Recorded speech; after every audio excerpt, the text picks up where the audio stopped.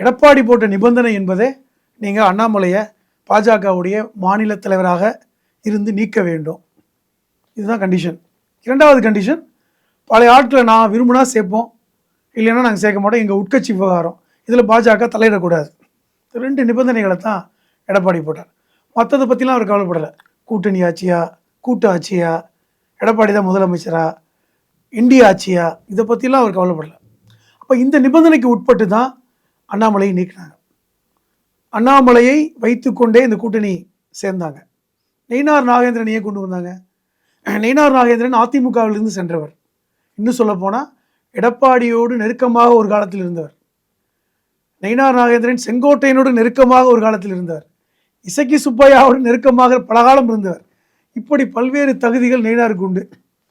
அப்போ நெருக்கமாக இருப்பதெல்லாம் தகுதியா சார்? கேட்டுக்கிறேன் சார். நெருக்கமாக இருப்பது தான் இப்போ தகுதியாக இருக்குங்க. பலரும் இன்னைக்கு நெருக்கமாக இருப்பதனால தான் இன்னைக்கு பொறுப்புகள் இருக்கிறார்கள், புரிஞ்சுக்கணும்.